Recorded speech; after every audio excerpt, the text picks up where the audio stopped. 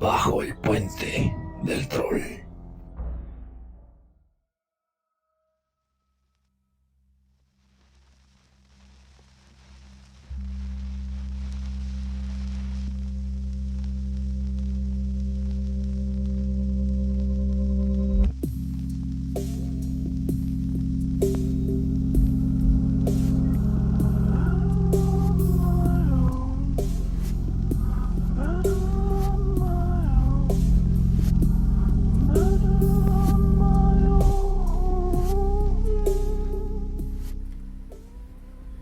Querido jefe, constantemente oigo que la policía me ha atrapado, pero no me llaman todavía. Me he reído cuando parecen tan listos y dicen que están tras la pista correcta.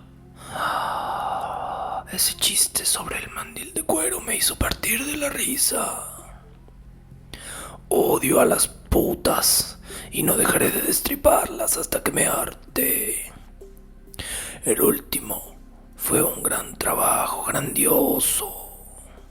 No le di tiempo a la señora ni de chillar. ¿Cómo me atraparán ahora? Me encanta mi trabajo y quiero empezar de nuevo si tengo la oportunidad. Pronto irán a hablar de mí y de mis divertidos jueguecitos. Guardé algo de sustancia roja en una botella de cerveza de jengibre para escribir, pero se puso tan espesa como pegamento y no la pude usar. La tinta roja servirá igual, espero. En el próximo trabajo le cortaré las orejas a la dama y las enviaré a la policía para divertirme. Guarden esta carta en secreto hasta que haya hecho un poco más de mi trabajo y después publíquenla sin rodeos. Mi cuchillo es tan bonito y afilado que quisiera ponerme a trabajar ahora mismo si tuviera la ocasión. Buena suerte. Sinceramente suyo, Jack el Destripador. Y no se molesten si les doy mi nombre profesional. No estaba bastante bien para enviar esto antes de quitarme toda la tinta roja de las manos, maldita sea. No ha habido suerte todavía. Ahora dicen que soy médico.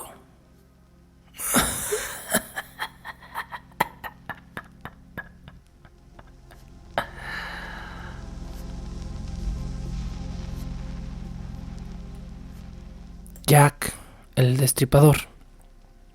Hemos oído varias veces su nombre y incluso si no sabemos exactamente quién fue o si ignoramos los detalles del caso que lo rodean, al menos conocemos algunos de los hechos en torno a su figura.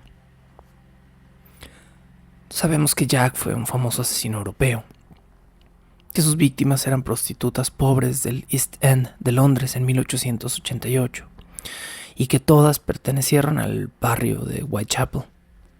También sabemos que, a pesar de haber vinculado a Jack el Destripador con 11 asesinatos, la evidencia le atañe solo 5, y de estos 5, 2 de las muertes son debatidas entre los famosos riperólogos, expertos que se han obsesionado a lo largo de los años con un caso que jamás se va a solucionar. Estamos al tanto de que Jack el Destripador nunca fue atrapado y tenemos incluso una imagen romántica, pero de falsa, de cómo se veía gracias a decenas de películas, caricaturas del diario, cómics famosos e ilustraciones en los que se les pinta como un hombre de mostacho grueso, con capa negra y sombrero de copa. Pero la realidad es que Jack el Destripador, si es que alguna vez existió un hombre tras este apodo comercial, nunca fue descrito con claridad por testigos creíbles. Jamás fue visto en el acto, aunque casi lo atrapan en una ocasión, y es hasta donde podemos concluir más una criatura del terreno de la fantasía que un humano único y real. Si hay un Jack el Destripador, es un pastiche de rumores y teorías que dan cara a una serie de crímenes que en parte fueron consecuencia de uno de los lugares más pobres y necesitados del mundo, en una época en la que tender la mano a otros no era parte del juego de empatía habitual. Bienvenidos a una nueva temporada de Bajo el Puente del Troll. Nueva, digo, pero vieja. Esta es una temporada que hace muchos años salió al aire en Punto 5 y que hoy estoy repitiendo con una gran diferencia. La temporada original fue un pequeño entremés que hice para Radio UDG en 4 pequeños episodios de 45 minutos. En esta ocasión queda expandida bastante a una temporada muchísimo más larga, donde he incluido un anexo de una curiosidad que llegó a mis manos.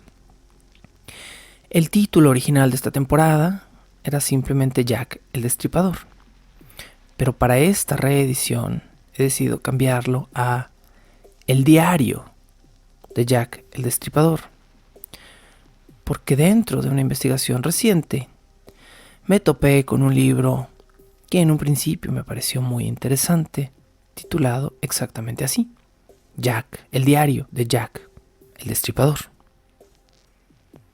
¿Será cierto que alguien encontró las confesiones del asesino serial más buscado de todo el planeta y de toda la historia de los asesinos seriales?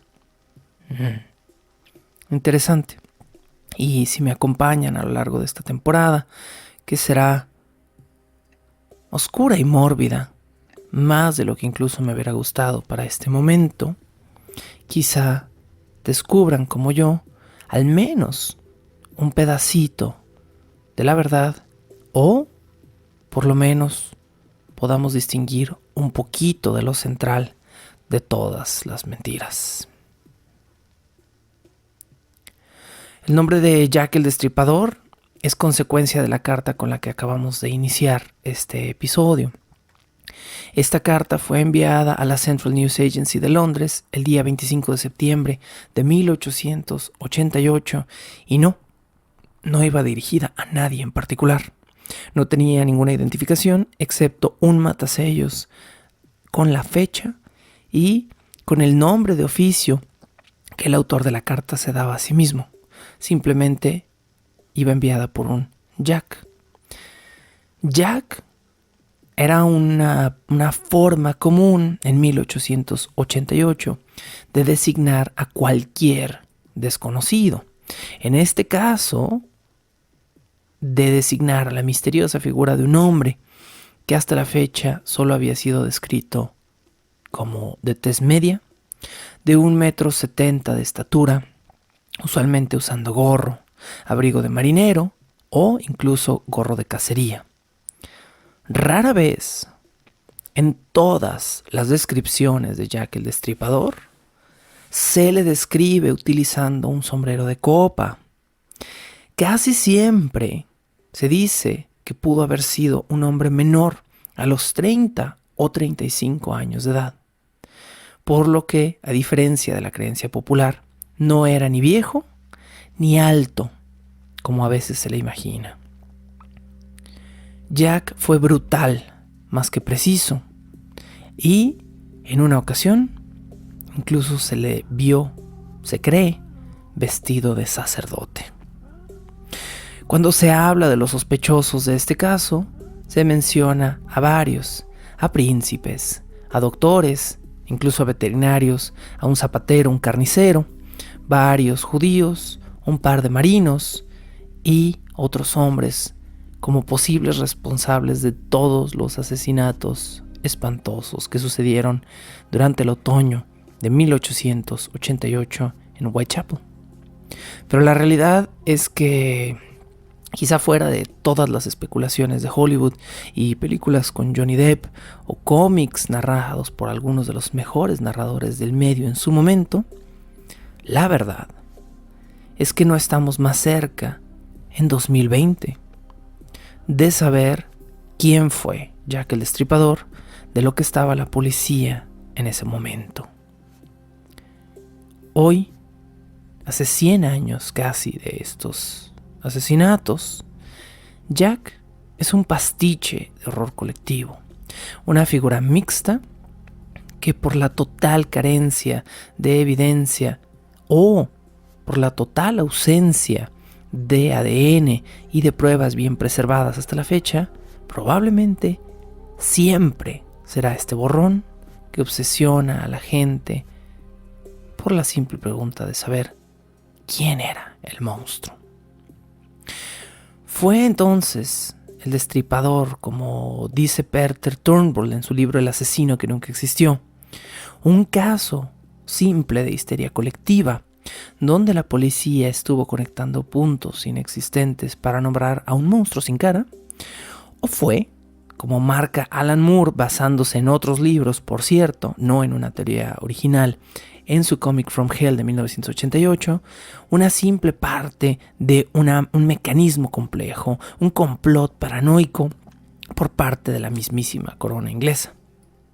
En esta temporada, poco a poco vamos a ir analizando cada uno de los casos de este espantoso asesino serial, el más famoso de la historia, o más bien el más infame de la historia, y también profundizaremos y trataremos de comprender los problemas de el Whitechapel de 1888, una zona marginada, pobre, con más de 80,000 habitantes aperrados, 62 prostíbulos en un par de manzanas y cerca de 1,200 prostitutas que formaban parte de una estadística que no le hace justicia a sus circunstancias.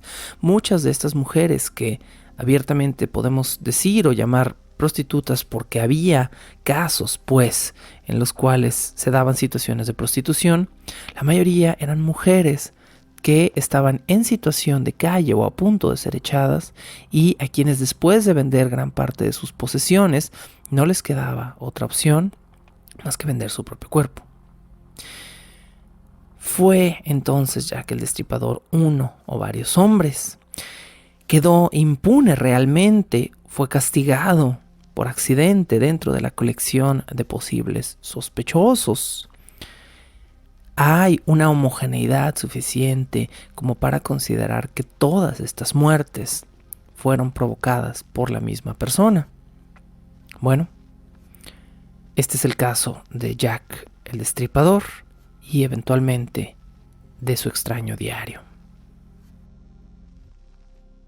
Una rápida corrección en este episodio es que el nombre de Martha Tabram se pronuncia correctamente como Tabram o Tabram, y durante la grabación del episodio lo menciono incorrectamente como Tabram. Acoto aquí esto para toda la sección que sigue, en la cual el nombre queda mal pronunciado.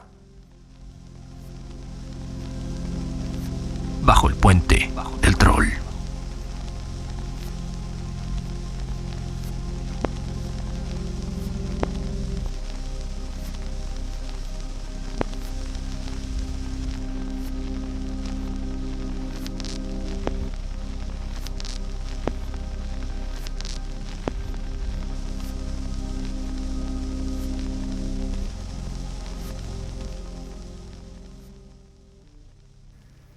El episodio de hoy se titula Homicidio premeditado perpetrado por alguna persona o personas desconocidas, y pronto entenderán conmigo por qué. El 3 de abril de 1888, más o menos entre las 4 y las 5 de la madrugada, Emma Smith regresaba a su vivienda en el número 18 de la calle George o de George Street, en un lugar llamado Spatfields. Emma, como 1,200 mujeres más en esa serie de manzanas que eran la sección o la colonia de Whitechapel, era una prostituta de 45 años de edad. Estaba bastante ebria, pero lo suficientemente consciente en el camino de regreso a casa, como para percatarse de que alguien estaba cometiendo un acto de violencia contra ella. No estaba inconsciente. En algún momento de la noche alguien la llevó a un callejón y le introdujo un objeto con tanta violencia por la vagina que le desgarró el peritoneo, causándole de inmediato una peritonitis. La mujer, después de esta violación, cambió inmediatamente de rumbo al hospital. Se sintió terriblemente enferma y allí, al poco tiempo de haber ingresado, entró en coma y murió a las 9 de la mañana del 4 de abril de 1888. Pero, antes de morir, declaró que había sido atacada no por un hombre misterioso, sino por dos hombres. Uno de ellos, un chico casi adolescente.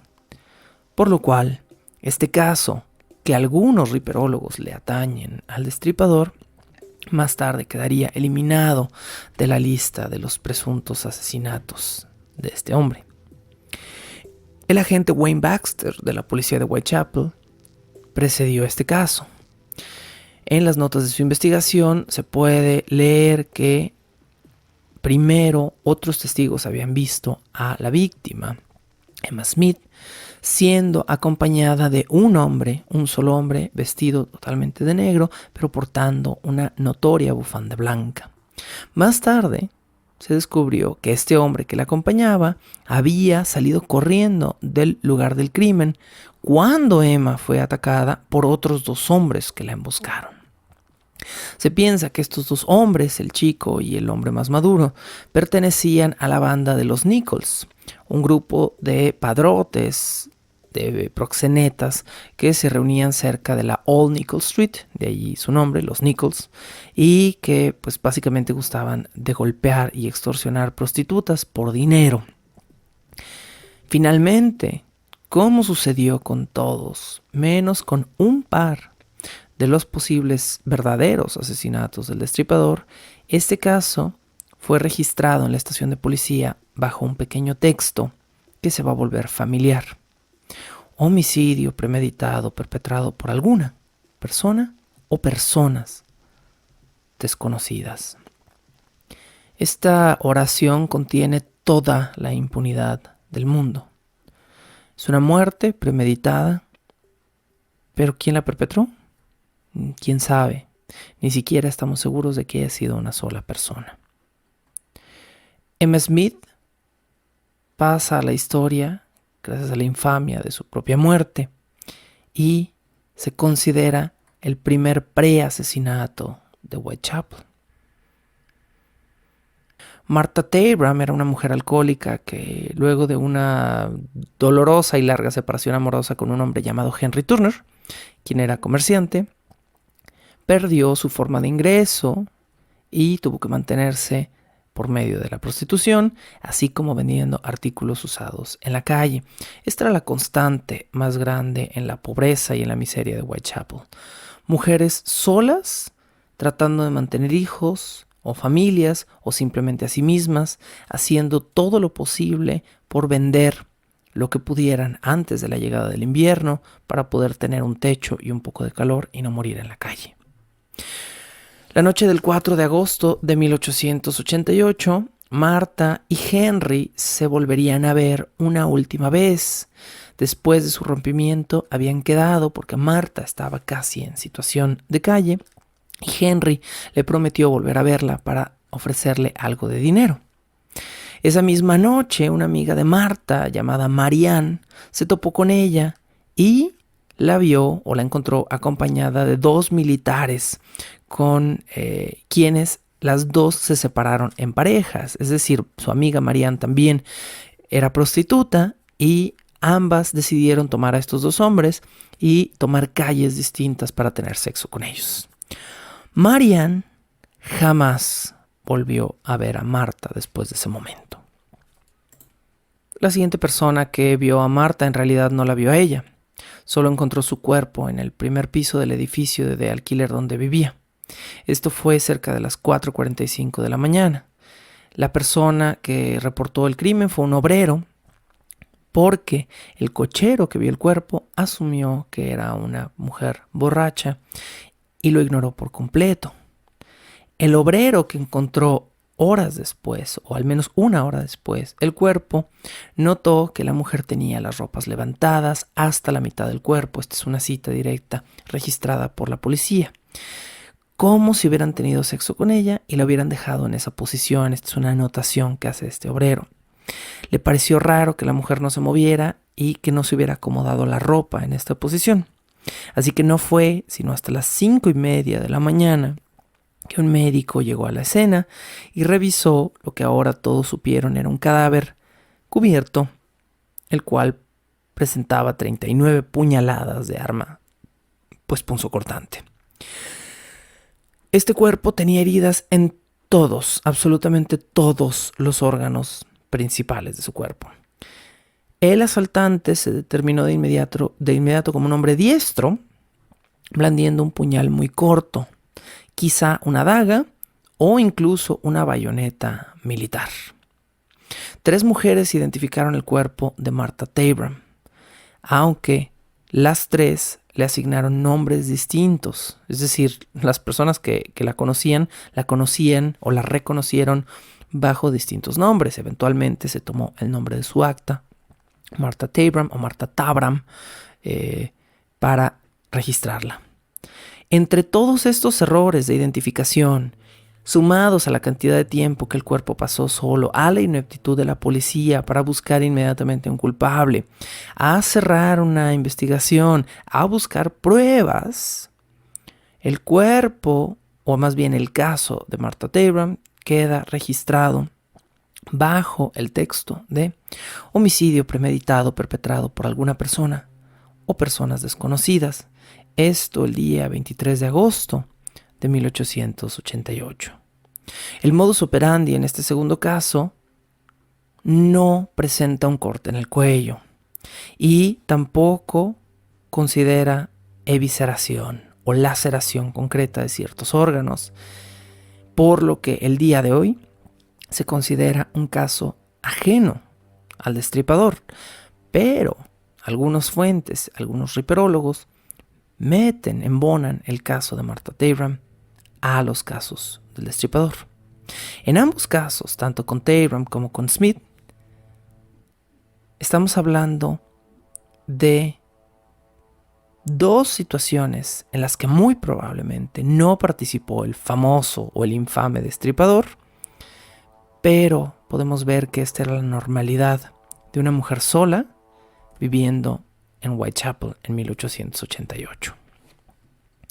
¿Dónde comienzan, pues, de verdad los asesinatos del destripador? El primer nombre en el que la mayoría de los riperólogos, investigadores del caso, coinciden como el inicio del canon de asesinatos del destripador es Mary Ann Nichols. La madrugada del 31 de agosto de 1888, un conductor de carruajes llamado Charles Cross iba manejando su carruaje de camino al trabajo desde su casa cuando notó un bulto en la calle de Buck o Bucks Road, que hoy en día se ha cambiado el nombre a Durward. Esta era y es todavía una de las calles más transitadas de lo que fue la colonia de Whitechapel. Al principio, Charles Cross pensó que lo que había visto en el camino era un abrigo tirado en la calle y, pensando en que fuera un buen abrigo para ese invierno, se aproximó a recogerlo. Cuando lo movió, se dio cuenta de que se trataba del cadáver de una mujer. Sin saber qué hacer, el cochero se quedó un rato cerca del cuerpo, esperando a un amigo suyo que sabía que pronto iba a pasar por ahí. La mujer, bajo esta pila de tela, bajo estas telas que pensaron que era un abrigo, la describen los testigos como de espaldas, con la ropa levantada, dejando al descubierto su sexo y su vientre. Esta automáticamente es una reminiscencia a la muerte de Martha Tabram, la cual se pensó que no era parte del canon del Destripador. Los dos hombres, Charles Cross y su amigo, que eventualmente se topó con él de camino al trabajo, intentaron bajarle el vestido por pudor e inmediatamente avisaron a las autoridades que había una mujer muerta. A las 3:45 de la mañana llegó al lugar un oficial llamado John Neal, quien patrullaba calles cercanas. John Neal se inclinó y analizó por un rato el cuerpo. De él, o gracias a él, sabemos que las manos de la mujer estaban extendidas a ambos lados del cuerpo. Sus ojos permanecían abiertos.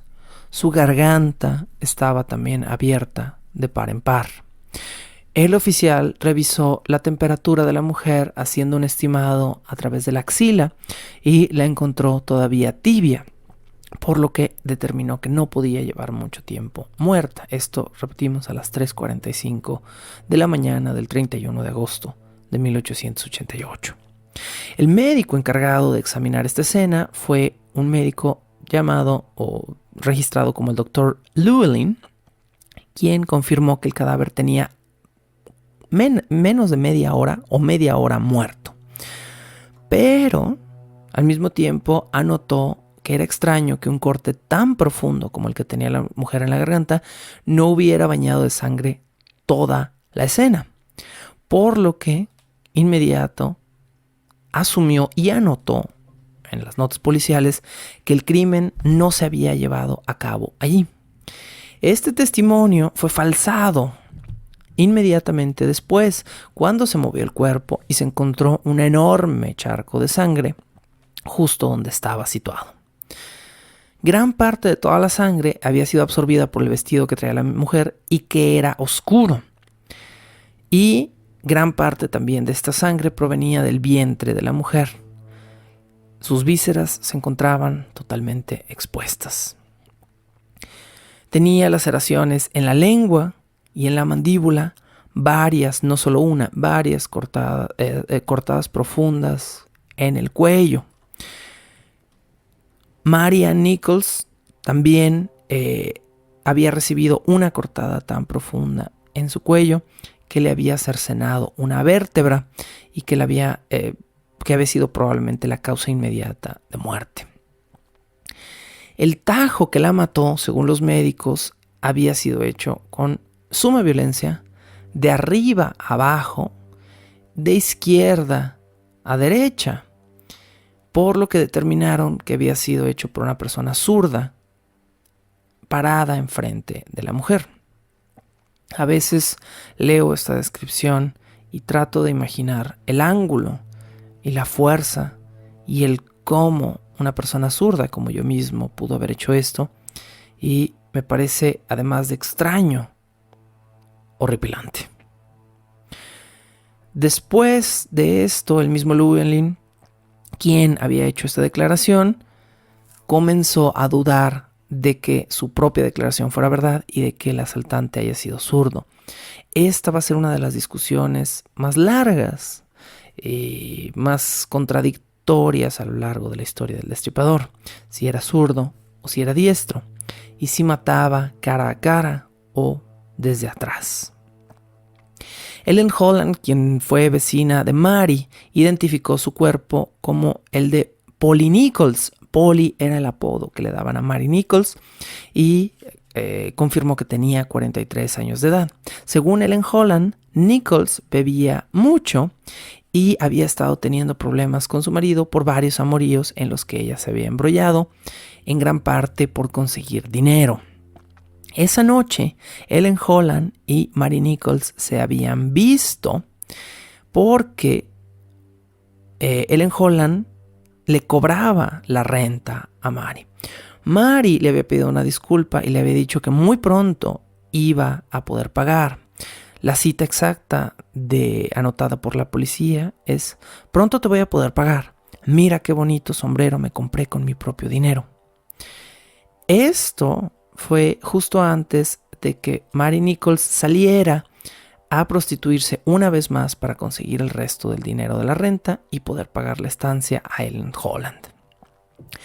Presuntamente, También Mary le había dicho a Ellen que ese día ya había ganado 3 veces el dinero de la renta, pero le pedía nuevamente una disculpa porque se lo había gastado previamente en alcohol.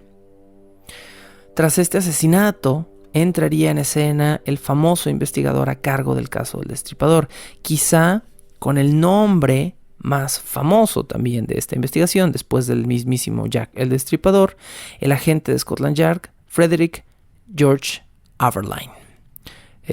Ahora sí investigado y sí pronunciado como Aberline. Un hombre de 45 años de edad, del cual, por cierto, no se tiene absolutamente ningún registro gráfico, pero las personas que estuvieron ahí o que registraron ciertas cosas del caso, lo describían como un hombre ancho, imponente, de gran mostacho y patillas muy abundantes. Esta es una de las razones por las cuales en From Hell es ilustrado exactamente de esta manera, gracias a la descripción, y esta es una de las razones también por las cuales Alan Moore, cuando vio la adaptación fílmica de From Hell, odió con todas sus tripas que hubieran escogido al hermoso Johnny Depp para hacer el rol de Frederick George Aberline. Bajo el puente del troll.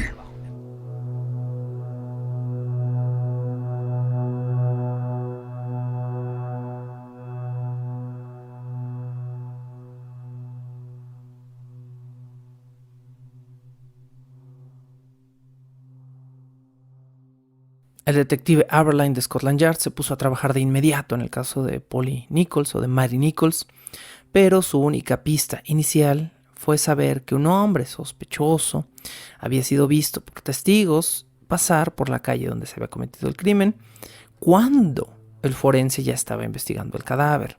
Esto aludiendo a la muy temprana en aquel entonces teoría de que los asesinos podían revisitar los sitios en los que habían cometido un crimen, llamó la atención de Aberline. Según reportes, el hombre pasó de largo sin siquiera ver el cadáver, cosa que era rara entre los morbosos habitantes de la ciudad, de la colonia de Whitechapel, y le gritó a otro hombre en la escena: «Oye, amigo, creo que hay un muerto tirado ahí en la calle». Muchos riperólogos piensan hasta la fecha que ese misterioso extraño pudo haber sido Jack, el Destripador, regresando a la escena y regodeándose del crimen. La siguiente pista de Aberline vino de la prensa. La prensa comenzó a recibir reportes de otro hombre, un hombre que amenazaba a varias prostitutas de la zona de Whitechapel y que trataba de extorsionarlas, de sacarles dinero, de robarlas. Este hombre fue identificado por varias personas de la zona como Mandil de Cuero, un nombre que se volverá famoso en el caso del Destripador. El Mandil de Cuero fue el primer nombre de Jack el Destripador. Es decir, cuando sucedió este asesinato y la prensa, más que nada la prensa sensacionalista, comenzó a publicar las primeras noticias del caso, comenzaron a llamar al asesino el Mandil de Cuero. Y esto va a tener repercusiones en otros momentos del caso. Diversos diarios, pero en particular sabemos que el diario The Star, La Estrella, usaron el mote de Mandil de Cuero y empezaron a ilustrar exactamente de esta manera al asesino sin que la policía tuviera una sola pista del caso. De manera que el periódico The Star publicó una imagen donde se veía una figura de un hombre alto, gordo y monstruoso que tenía pinta de carnicero o de zapatero, un gran mostacho y, por supuesto, un mandil de cuero con un enorme cuchillo. Los reportes iniciales de la policía aludían a que el Mandil de Cuero era en realidad un zapatero judío de cabello negro, mostacho fino, de unos 40 años de edad, que solía vestir gorro negro y que siempre era visto por Whitechapel usando su mandil de cuero y cargando consigo un largo cuchillo para amenazar a las prostitutas. Presuntamente, este hombre pasaba cerca de ellas y les gritaba: «Te voy a destripar, te voy a destripar». Otros reportes añaden a la descripción que tenía una enorme cicatriz en el rostro que deformaba su labio superior. A los pocos días de iniciado el rumor sobre el Mandil de Cuero, se le identificó y se le atrapó. Se descubrió que era un hombre llamado John Peiser, un judío polaco que trabajaba, sí, era zapatero en una fábrica de botas y que fue la primera cara, el primer rostro público de Jack el Destripador antes de que Jack fuera Jack. La policía empezó a buscar a Peiser para interrogarlo, pero el zapatero escapó temiendo su arresto. Para calmar las aguas, la policía hizo una declaración pública estableciendo lo siguiente: hasta el momento no existe ninguna evidencia condenatoria que involucre en estos crímenes a John Peiser. Finalmente, Peiser sí fue arrestado, pero familia, conocidos y amigos lo eximieron con varias coartadas. Luego de casi un mes de investigación, la policía cerró el caso de Maria Nichols bajo un reporte familiar de impunidad. Homicidio intencional perpetrado por alguna persona o personas desconocidas. Annie Chapman es el siguiente nombre de nuestra lista. Y si ya les suenan estos nombres es precisamente porque han sido popularizados en la cultura a través de ser víctimas. Tras la muerte de la primera víctima, que se considera como la verdadera primera víctima de Jack el Destripador, Maria Nichols, asesinada, ya lo sabemos, el 31 de agosto de 1888 en Box Row, Annie, la rencorosa Chapman, caería bajo el filo del Destripador. Annie es descrita como una mujer muy alta, regordeta, de pelo muy oscuro, ondulado y de ojos profundamente azules. Era otra de las sobrevivientes de Whitechapel, una prostituta pobre, con problemas de salud, con poca familia o ninguna persona que tratara de vivir o de ayudarla en las durezas de la vida en aquel entonces cerca. De hecho, tras el análisis forense que hicieron los médicos del cuerpo, más de un médico determinó que si Annie Chapman no hubiera sido asesinada por el Destripador, probablemente habría muerto de varios aneurismas cerebrales o de una infección pulmonar muy pronto, quizá ese mismo invierno, hecho que de ninguna forma justifica su asesinato. A las 7 de la noche del viernes 7 de septiembre de 1888, Annie Chapman reportó a una amiga suya que había estado mucho tiempo enferma y que iba de camino a una enfermería porque se sentía mal. Poco más tarde, en Crossingham House, una pensión donde Annie dormía, Annie se quedó en la cocina para poder descansar un rato. ¿Por qué en la cocina? Porque no había podido pagar su cuota completa, le negaron una cama aquella noche, pero le permitieron entrar por una puerta de servicio y dormitar un rato en la cocina. Cerca de la medianoche, otro inquilino de Crossingham House vio a Annie Chapman en la cocina y le recriminó el haberse metido por la puerta de servicio. Ella se disculpó con este otro inquilino diciendo que no tenía dinero, que alguien le había dejado pasar, pero el hombre, quien al parecer, no sé, debe haber tenido alguna relación con el cobro de la renta, le dijo que si ella tenía dinero para estar ebria y para beber, habría podido pagar su cama. Y esto fue algo muy debatido por riperólogos tiempo después. ¿Por qué? Esta declaración de este inquilino fue registrado como un tal Donovan, es el único nombre con el que se le registra en el caso. Donovan declaró que él asumió que Chapman estaba alcoholizada, cosa que no era cierto. Lo que pasaba es que Chapman, como ya le había reportado a su amiga, estaba seriamente enferma y estos síntomas, estos movimientos lentos, aletargados que tenía, hicieron que Donovan se confundiera con el caso y que creyera que la mujer estaba alcoholizada. En la investigación post-mortem, por si queda algo que aclarar en esto, no se encontró absolutamente ningún resto de alcohol en el estómago de Annie Chapman. Cerca de las 5:30 de la madrugada del sábado, un testigo, una mujer llamada Elizabeth Darrell, vio a una mujer que concuerda con la descripción de Annie Chapman en un lugar cercano al número 29 de la calle Hanbury. La víctima iba acompañada de un hombre que el testigo Elizabeth Darrell dice tendría unos 40 años de edad. Aunque Elizabeth no vio el rostro, dice que el hombre le pareció de corte extranjero, que llevaba un gran gorro de cacería, un abrigo oscuro largo y que le pareció a primera vista un hombre gentil. No la mejor juez de carácter, Elizabeth Darrell. Al pasar junto a la pareja, Elizabeth Darrell escuchó al hombre decir ¿quieres? A lo que escuchó a Annie responder simplemente que sí. Nunca vio a qué se referían con esta conversación.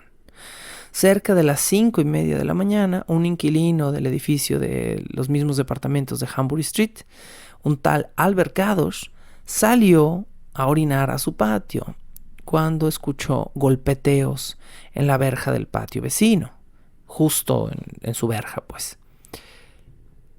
Lo que escuchó fue una voz de mujer diciendo no, después golpes y después nada por unos 3 minutos. Luego otro golpe fuerte contra la verja, como si hubieran azotado un costal o algo pesado contra ella. Media hora después, a las 6 de la mañana, John Davis, otro de los inquilinos de la propiedad, se encontraría el cuerpo mutilado de Annie Chapman, con el vestido subido por encima de las rodillas, los intestinos de fuera, esta vez colgados sobre su hombro derecho, el rostro y la lengua hinchados de una manera grotesca, producto de una violenta estrangulación. Tras la inmediata investigación médica, también se revelaría que parte del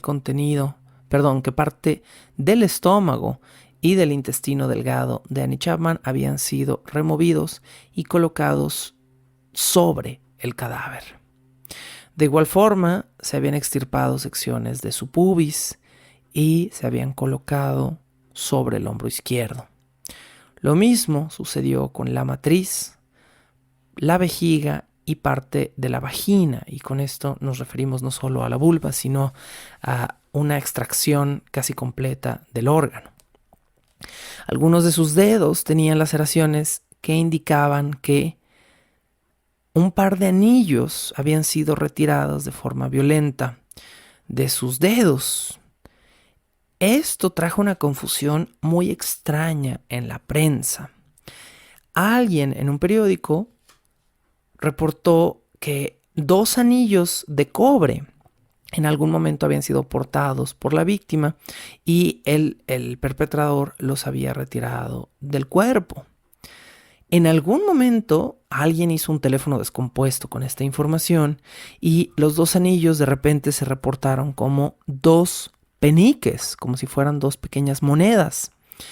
Y esta información se corrió como una infección entre la prensa.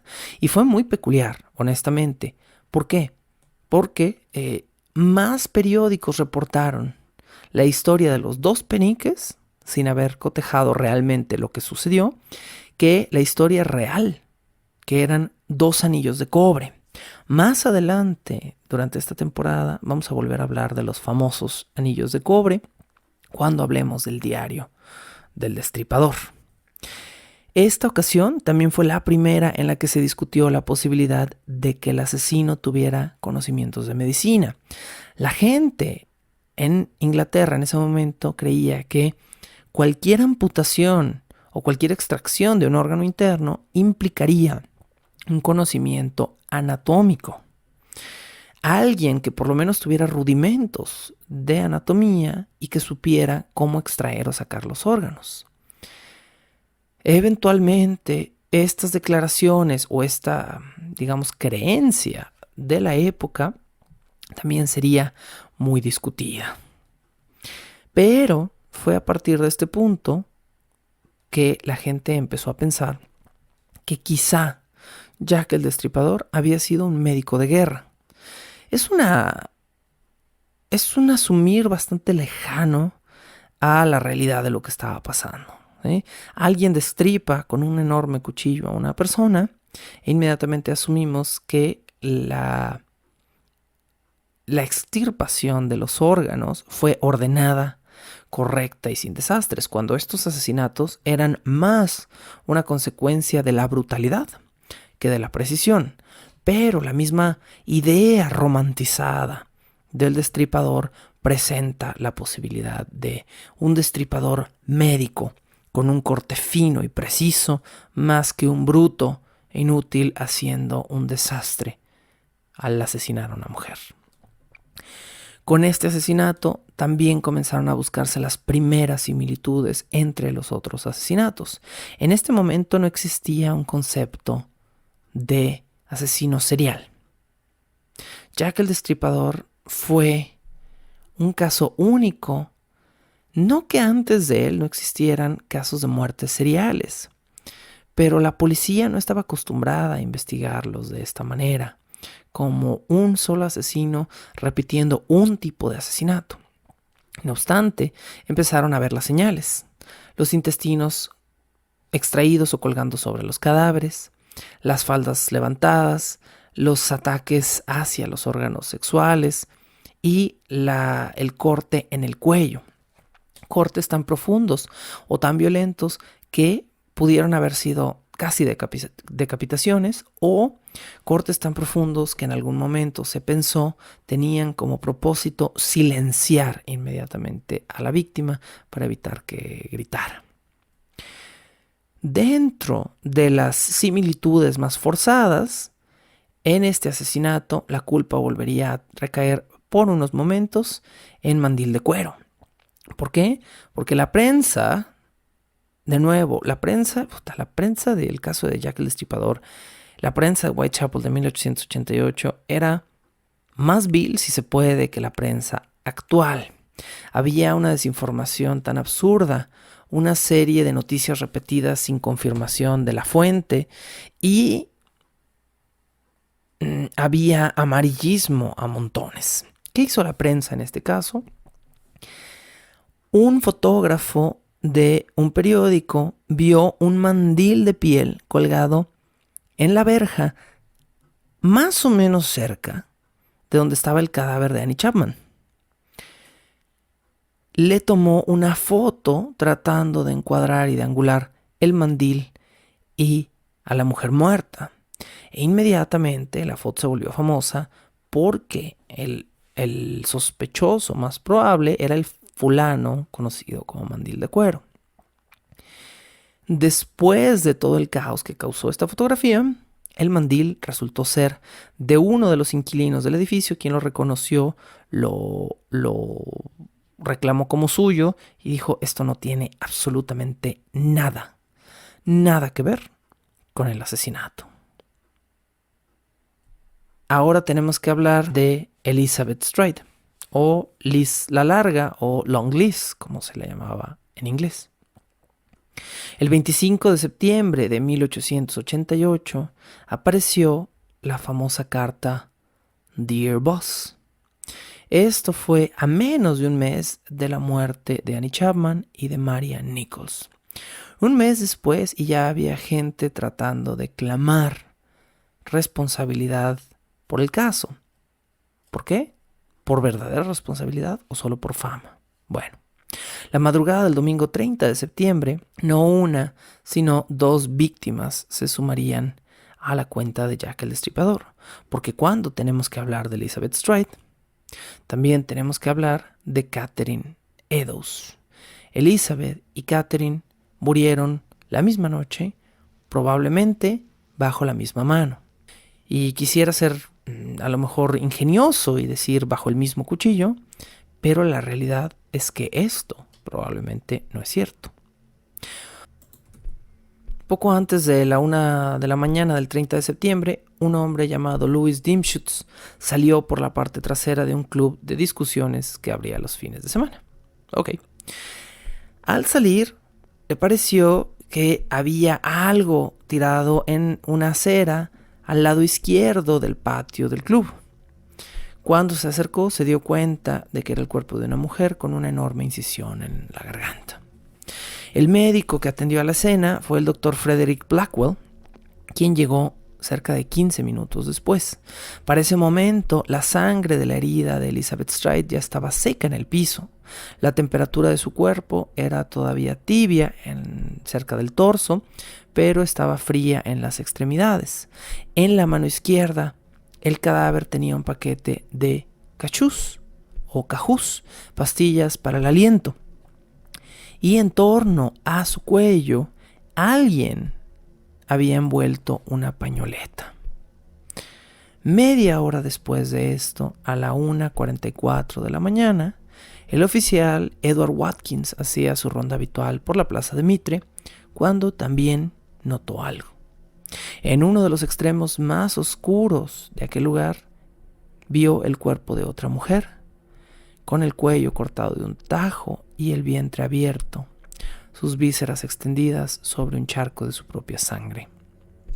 Lo único que el oficial encontró cerca del cuerpo fue un frasco de mostaza vacío con 2 boletas para recuperar objetos empeñados dentro, objetos que, por cierto, nadie nunca reclamaría.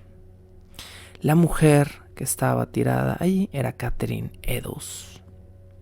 Esa misma noche, cerca de las 3 de la mañana, fue la famosa noche del grafiti o del grafito que se pintó en el muro de la calle Golson, cerca de un resquicio de las escaleras, entre medio de 2 casas, la casa 108 y la casa 109.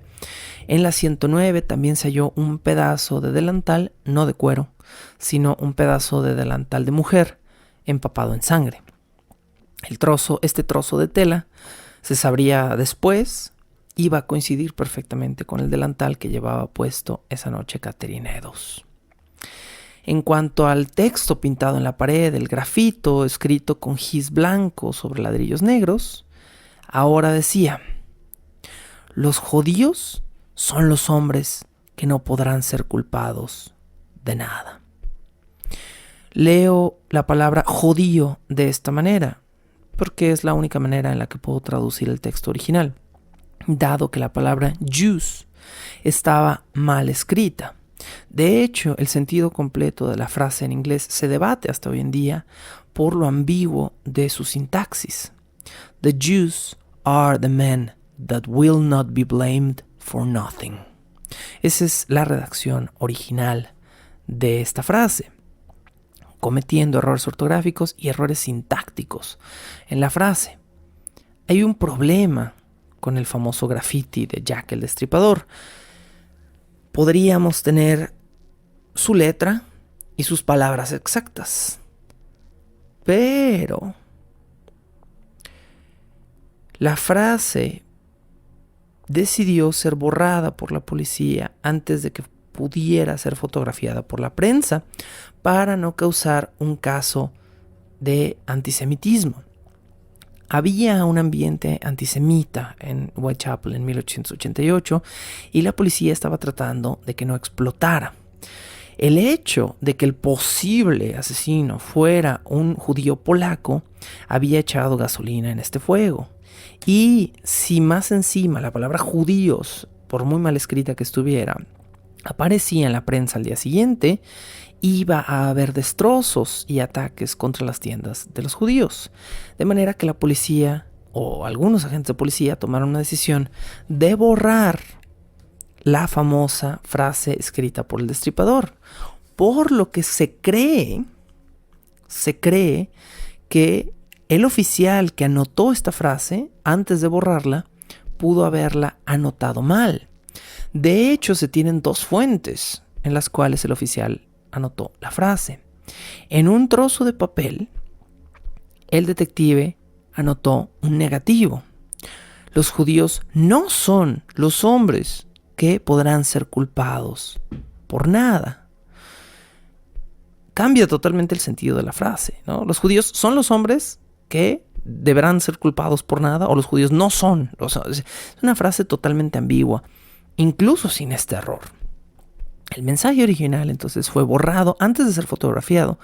No sabemos por qué la policía no fotografió el material antes de que llegara a la prensa, pero al parecer el fotógrafo no llegó a tiempo. En sentido de la frase, la falta ortográfica también de la segunda palabra para muchos denota una falta de cultura o de clase por parte del destripador. Pero hasta la fecha no sabemos si el error fue del oficial, que anotó mal la palabra juice, del destripador, que escribió mal la palabra, o si fue una treta de parte del destripador, quien quería despistar escribiendo mal la palabra. Se discute hasta la fecha incluso si algunas de las partes del texto estaban borroneadas sobre la pared, porque esto hubiera comprobado que el asesino era zurdo. Bueno, hasta la fecha ni siquiera sabemos si el mensaje era una exclusión o una acusación hacia los judíos dentro de los crímenes del destripador, por lo ambiguo de la redacción y por las dos versiones que se tienen. Lo que sí sabemos, al menos por testigos poco confiables, es que algunos de ellos creyeron ver a Liz Wright, la primera víctima, cerca de las 11 de la noche, y afirmaron que iba acompañada de un hombre de aspecto clerical, de mostacho muy negro, ropa elegante, vestido con un sombrero alto y pinta de sacerdote. Una de las imágenes más dejadas de lado del destripador, quien a menudo es ilustrado como un hombre en un traje muy formal, con una levita, o con, bueno, no una levita porque ya era 1800, ya eran 1700, ¿verdad? Pero con una capa negra encima y una camisa blanca y un sombrero de copa. Otro de los testigos, William Marshall, creyó ver a la víctima en compañía de este hombre y creyó escuchar al hombre diciéndole: solo puedes confiar en tus plegarias. Esto nuevamente podría cotejar la versión de que, ya que el destripador quizás se vestía de sacerdote para engatusar a sus víctimas prostitutas en busca de un poco de ayuda, quienes confiaran en el atuendo y se acercaran a este hombre. Otro testigo dice haber visto a la misma pareja, pero ella llevando una rosa en el ojal de su abrigo. El hombre que él describe también tiene mostacho negro, piel morena clara, abrigo negro, cuello blanco, corbata, pero este lo describe como de unos 28 años de edad y de 1,70 m de estatura. Hay discrepancias incluso entre los mismos testigos que quizá los vieron esa noche. Algunos inquilinos del área de Whitechapel comenzaron a cuadrar la descripción de otro judío, cosa que avivó más las flamas de la intolerancia, un hombre llamado Lipsky Schwartz o Israel Lipsky.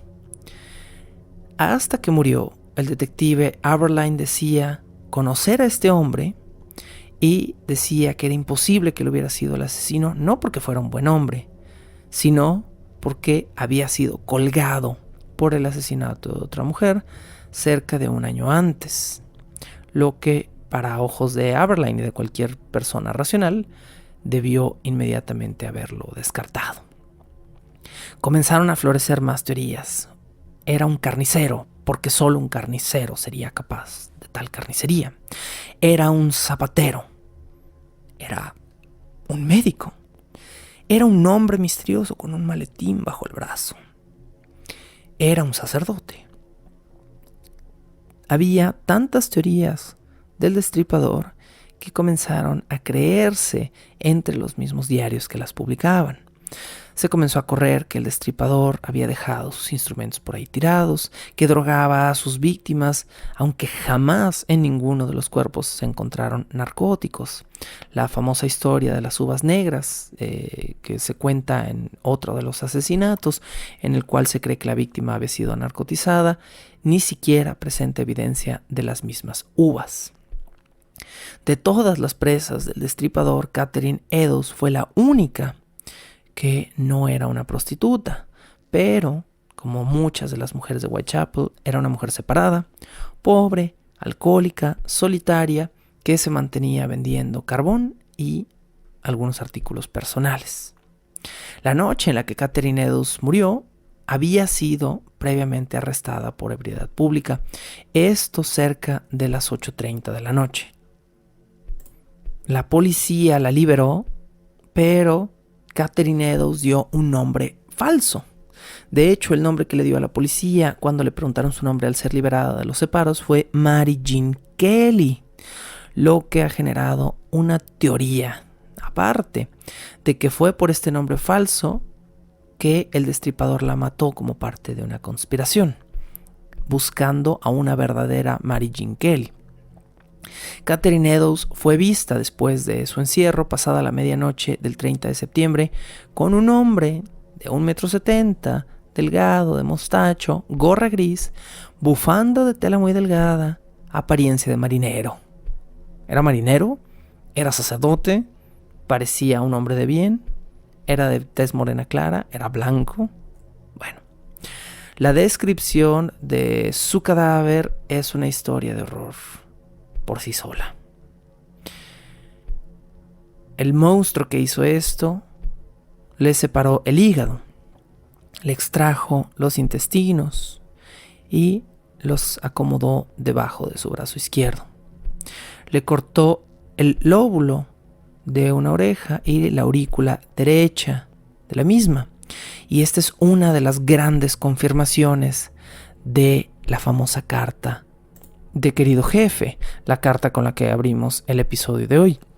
Porque la carta no fue publicada de entrada y el destripador en la carta decía que le iba a cortar pedazos de la oreja a la policía para enviárselos. Estos pedazos no fueron enviados, pero el hecho de que le hubiera cortado la oreja le daba cierta veracidad al documento. Además, la carta Dear Boss fue la primera carta que no se reveló, y cuando se reveló aparecieron 1000 cartas más, muy probablemente casi todas de imitadores. Pero esta pudo haber sido la carta verdadera, o quizá la única carta verdadera. De Catherine Eddowes también sabemos que su abdomen estaba partido en dos, desde los genitales hasta el hígado, y que su riñón izquierdo había sido cuidadosamente extraído. Esto de cuidadosamente también va a ser debatido después. También se sabe que había un corte sobre su útero y que faltaba la vejiga de la víctima. Con Catherine Eddowes tenemos que considerar otro detalle que volverá en un episodio posterior y que se volverá un poquito más relevante, aunque después develemos una realidad. Como Catherine Eddowes había sido previamente arrestada, la policía guardó una lista de los objetos personales que se le devolvieron cuando fue sacada de los separos. Entre los objetos personales de Catherine Eddowes, quien solía vender, como dijimos, posesiones personales para mantenerse ahí en la calle, estaba una pequeña cerillera vacía de metal.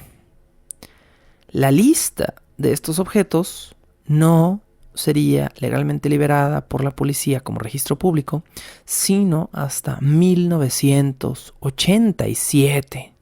Estos son 100 años, 101 años, ¿no?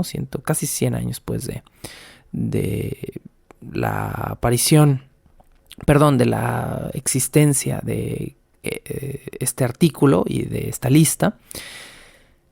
Y retengan esto, por favor, en su cabeza para un episodio posterior, cuando comencemos a hablar del diario, porque este hecho es uno de los que cambiaron la luz, de alguna manera, de quién pudo haber sido el perpetrador de estos asesinatos.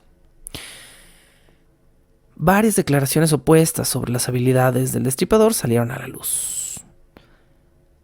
Como ya comentamos, la gente comenzó a decir que quizá era más preciso que bestial, que la gente no entendía por qué las heridas variaban, que por qué unas tenían el vientre cortado y otras las orejas, que si eran la misma persona. Lo único que cambió tras este doble asesinato fue el texto. Homicidio premeditado perpetrado por alguna persona desconocida. Esto fue lo más que se logró. Los funerales de las dos víctimas se celebraron la misma noche, pero fueron muy diferentes. Uno vacío, otro con más gente, y un par de cartas estaban en este momento ya en camino a la oficina de las autoridades.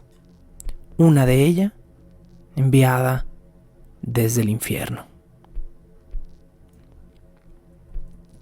Esto fue otro episodio de Bajo el Puente del Troll. Comenzamos esta temporada del Diario del Destripador, la cual espero esté un poco más carnosa y llena de datos y de hechos que la primera revisión que le di a este tema. Me interesa, por favor, ser lo más respetuoso con el tema posible, y no me refiero respetuoso hacia el asesino que cometía los crímenes o hacia su legado, si es que alguien se atreve a llamarlo de esta manera. No, me refiero a mantener un respeto hacia las víctimas, quienes fueron asesinadas de una forma brutal y a quienes ojalá se les recordara por un motivo totalmente distinto. Mi intención al hacer esta temporada, como siempre, es informar de este tipo de casos de una manera distinta a como lo hacen otras fuentes, que se centran de alguna manera, a mi perspectiva, en vanagloriar de alguna forma al perpetrador y no en las víctimas o incluso en los que fueron acusados injustamente por los crímenes que cometió otra persona. Continuamos en la siguiente sesión, una vez más, desde el infierno. Gracias por escuchar. La locución, la producción y la música original de este programa son creadas por Sergio Vicencio. Ve a patreon.com/Sergio Vicencio y apoya este podcast para obtener horas de contenido adicional.